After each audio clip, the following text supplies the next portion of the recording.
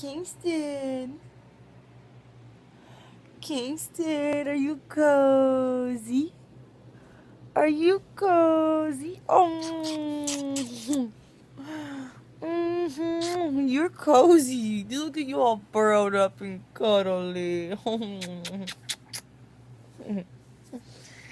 Oh, you're so adorable. You're the cutest. You're the cutest. He says, I'm not ready to get up from bed, Mom. Don't bother me. Don't bother me. Don't bother me. No bothering the king boy. How's your leggy? Are you checking on your leg? He's checking on his leg.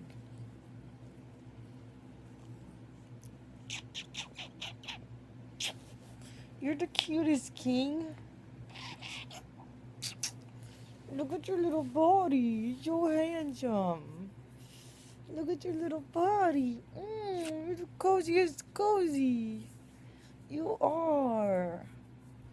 He's just my favorite. My mornings with my bubby. Good morning to you, YouTube. So I woke up a little while ago doing some laundry, and I did a load of dishes. Just gonna check on this laundry. Oh great, it is done. So I so I stopped drinking coffee because I felt like it was making my so I hadn't had coffee in a long time. Bought some. Started drinking it because it was refreshing, like the flavor. But it made me not feel calm. I felt like a little bit of anxiety, I think. Hyped me up too much. So I naturally have so much damn energy, so it's not necessarily needed. So I stopped doing that, and the feeling didn't go away. So now I'm just trying to take time out of the day to not just gather my thoughts, because I do that all the time, but trying to take time out of the day to basically just lay down for 5-10 minutes and just not, let my mind go, because I have so much stuff on my mind when it comes to my game plan with helping predators and reviving them, because we're really in a spiritual warfare right now. And what's going on is these people, they go through a traumatic event, right? And then they don't know how to handle that inside of them. Maybe they're too young. Maybe they don't know how to explain it. Maybe they went through more events after that. You never know what someone's going through. So these men are suffering, and they're under a curse. And in order to break that spell and that curse, it takes compassion. And I have that compassion in me. And I know this is not going to be the easiest thing, but I feel so called to do this, and God has just given me tons of ideas for this type of revival, and I feel honored beyond words. And if you take the Bible literally, certain churches that I don't necessarily agree with don't believe that women should preach at all, and they don't believe that that's a woman's job. But the way I look at it is that that's judging, and we're not supposed to judge each other. And if God calls you to do something, who is someone else to tell you what God is speaking to you? Nobody else can recognize God in your life but you. And that's up to you, is to develop that divine relationship with Him. So don't let the thoughts of others define you. It's not like anyone said anything to me about that, but just from personal experience, I know that in this world there are religions, because I've studied multiple different religions, and I'm non-denominational. I think that there is truth in all the religions, but then there's also misleading things. So for me, I'm going to be taking parts of religion that helped me, that I believe in, that I think are not going to be misleading to anyone, and those are what I'm going to use for my for my whatever this is, like project, for my revival. But through God, all things are possible, and I know that if I can get an individual to sit down with me and to talk about things, past things, present things, future things, and peel back some of these layers of the onion, and then if God goes through to the center and opens the heart, this person will be changed. And I know that. I know that. And I have this deeper understanding for things now that I didn't have before. And like if you talked to me like maybe like 3, 4, 5, 6 months ago, I would have been like, "You're fucking crazy. How I can't do. I don't know how I would do that." But God reveals things to you. Like He will show it to you in your mind. He'll give you the layout, and all you have to do is just you either agree or you disagree, and you can come up with more plans. But I'm telling you, you're not going to disagree with God's plan because He knows you. Like He knows you so well, and He loves you, and you're in His hands here on earth with me. And like we're capable, we don't even know our worth, you guys. Like we are so cut off from that through school, through TV, through all this stuff that distracts us from God's love and our divineness, because like we don't even know how awesome we are. We don't even know how powerful we are.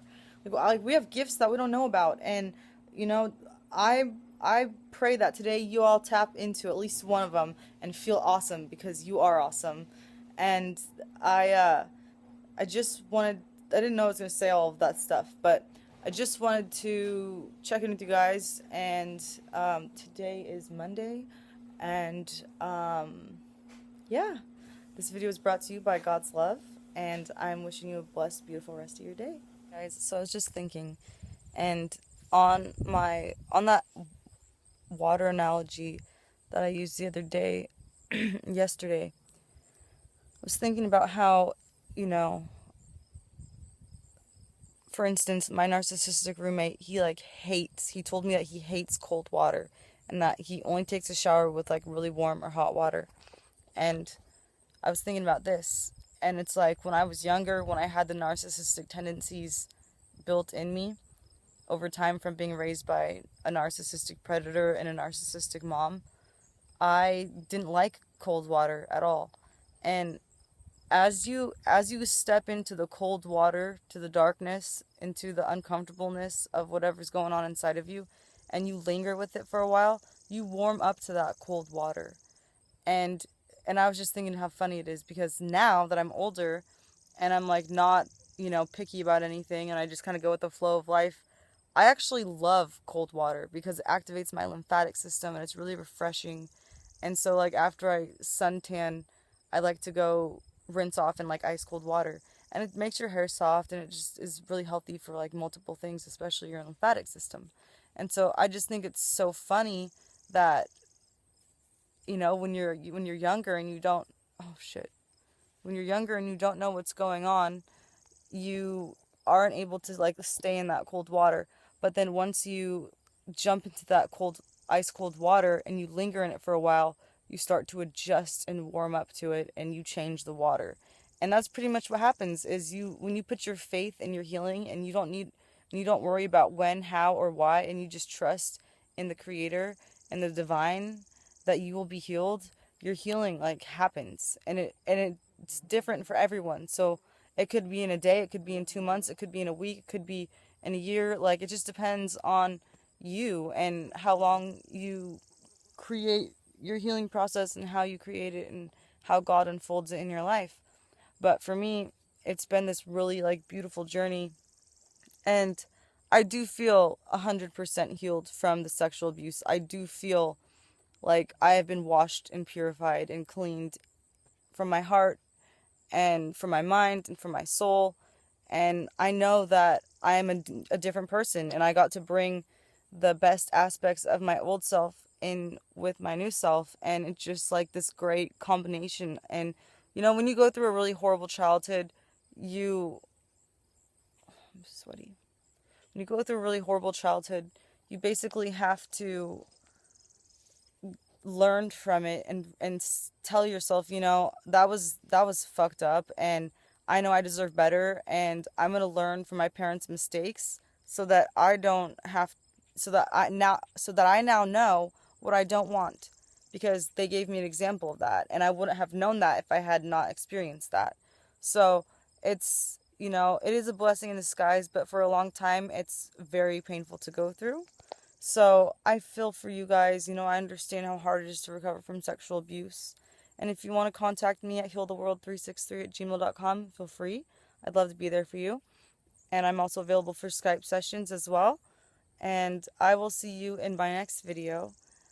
And there's a bug trying to land on me. Alright, thanks for watching. Have a great day. So, I'm with my lovely Ohio neighbor, and we are getting our drink on, and I have to record this because this is like so delicious. Okay, whatever this is, amaretto. It's like almond flavored. This is the shit. Mixed with some sweet and sour cocktail lime deliciousness. Oh yeah, and we needed to add water because it's concentrated. And you guys, seriously, like, oh my gosh, look at this deliciousness. It's like a Capri Sun, but like with passion from Hawaii. And like, oh, I can't even explain it. It's so delicious. It almost tastes like it has like a hint of those like sour pixie sticks in it. Yes. This is like the bomb. I did not know that I was gonna stay here longer tonight, but now I am. I'm gonna miss my Leslie girl. Oh my gosh. Oh yeah, this is a good night. This is a good night. It's so dark in here you guys can't even see.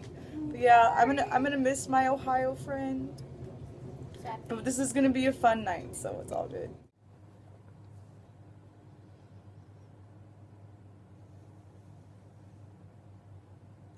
Heavenly Father, I come to you with the utmost gratitude and thanks.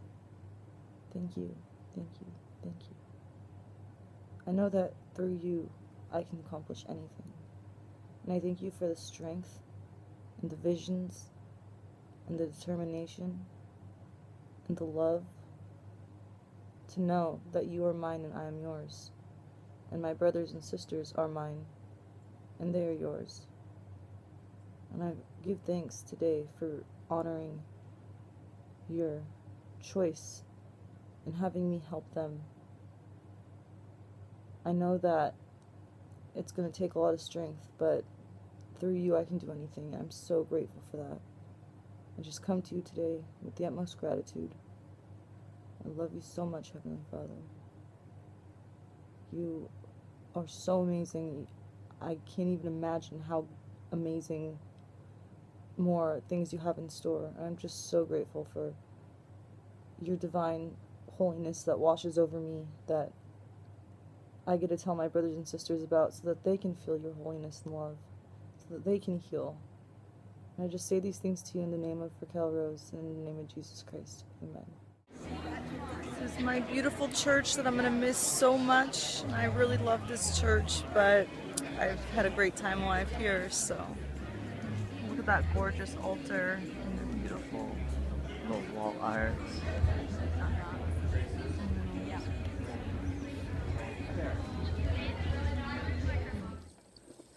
Alrighty guys, I'm on a bike ride.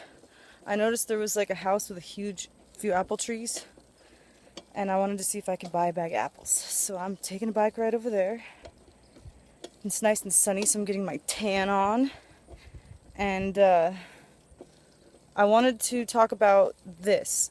I was just thinking about Jesus Christ and how he was like a rose, and he got trampled on by like a bunch of people. Like, he was betrayed, he was treated horribly, he was not believed. People didn't believe that he healed other people, and they cut themselves off from the glory and grace of God. And it's in today's society, only men buy flowers for women. Like, it's like men are like not allowed to like flowers or whatever. Men have to be like so manly all the time. And in my opinion, we're all beautiful flowers. So like, men should like look at the creations in the nature and be in awe at them, because God created all of those things. Hold on.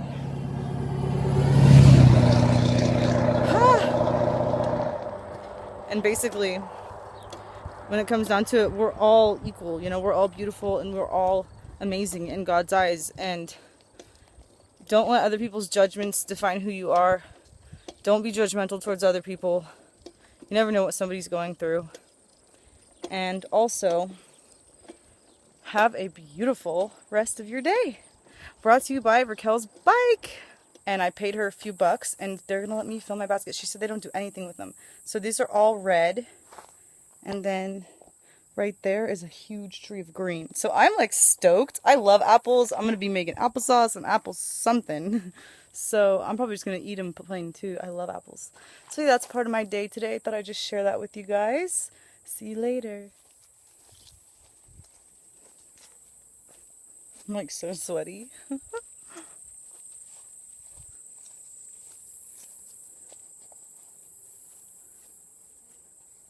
Where's a good apple to pick? I already got a bunch, but I just wanted to show you guys how awesome my life is. I love how there's just like food everywhere in nature and you can just eat it fresh off the tree. There's some big green ones over here. Let me find a nice green one to pick.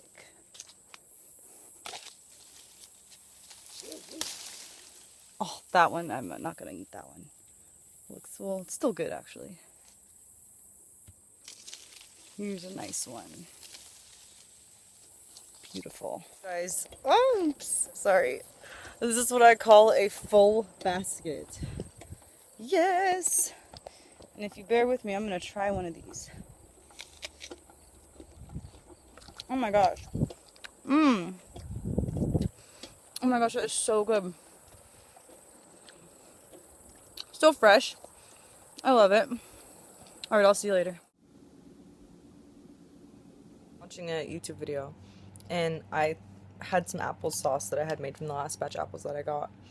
And I added some peanut butter to it, mixed it up, and like, oh my gosh, you guys, this is like the best idea ever, because eating applesauce by itself can get kind of boring, so I was like trying to get creative with it, and this is really good. You guys should definitely try it.